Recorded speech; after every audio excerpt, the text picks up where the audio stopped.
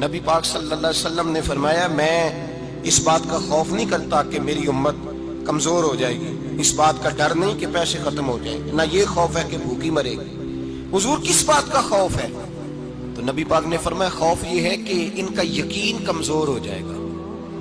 یاد رکھیں اگر اعتبار نہ ہو تو گھر نہیں چلتا، تو اگر اللہ رسول پر یقین کامل نہ ہو تو پھر بندہ مسجد نہیں آ سکتا، پھر اس کا دین نہیں چلتا، پھر اس کے لیے مشکل ہے نماز، پھر اس کے لیے مشکل ہے راہ خدا میں خرچ کرنا۔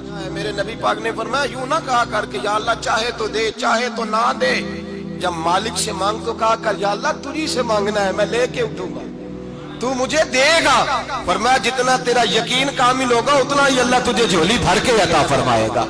کمزور سا مسلمان، لڑکھڑاتا سا مسلمان دیکھتا ہوں کرتا ہوں، اور یہ بھی نہ دیکھا کریں بھائی ایمان یقین کو استقامت کے درجے پہ لیں، یہ نہ دیکھا کریں کہ وہ کیسے دے گا، وہ کسی وسیلے کا محتاج نہیں ہے، وسیلے کو پسند کرتا ہے، پر وسیلے کا محتاج وہ بغیر وسیلے کے بھی دے دیتا ہے۔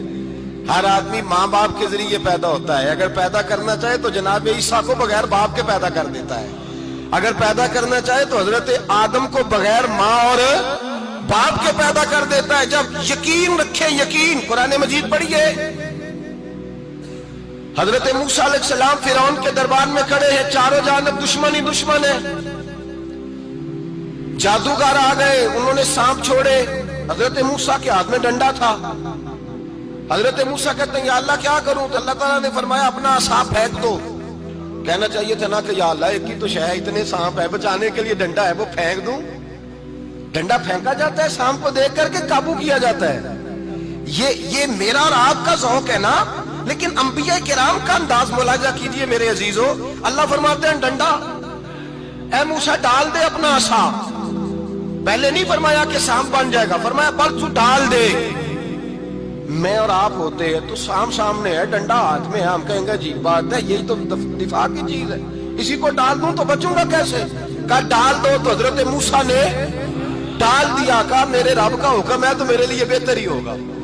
اللہ فرماتے ہیں جب موسیٰ نے ڈالا تو میں نے اس ڈنڈے کو، اس عصا کو اژدہا بنا دیا۔ اب کبھی عصا بھی اژدہا بنے، کبھی چھڑی بھی بہت بڑا اژدہا بنی ہے، لیکن قرآن کہتا ہے جناب موسیٰ نے ڈالا تو اللہ نے اژدہا، بلکہ اس سے پیچھے چلیے، عورتیں کمزور یقین کی ہوتی ہیں نا، جناب موسیٰ پیدا ہوئے تو اللہ فرماتے ہیں میں نے موسیٰ کی ماں کے دل میں بات ڈالی، ماں کے دل میں صندوق میں ڈال کے تو اس کو دریا میں بہا دے۔ اور بھائی صندوق میں کہہ سکتے ہیں نا آکسیجن کیسے جائے گی، اور دریا میں بچے بچنے کے لیے ڈالے جاتے ہیں کہ ڈوبنے کے لیے ڈالے جاتے ہیں؟ ماں کے دل میں یقین کمزور نہیں تھا اماں کا۔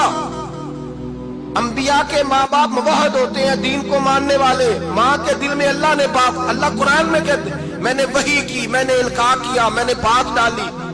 حضرت موسیٰ کی ماں کہتی ہے میں نے ڈال کے نا سمندر میں بیٹا، میں نے سمندر میں بیٹا ڈال کے صندوق میں بند کر کے رب کے حوالے کیا۔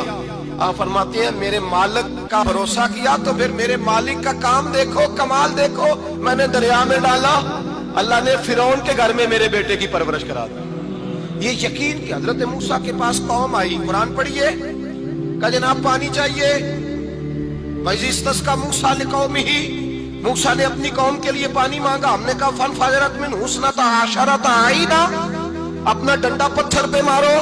عقل والا آدمی ہوتا تو اڑ جاتا، کہتا یا اللہ پتھروں سے بھی کبھی پانی نکلا ہے؟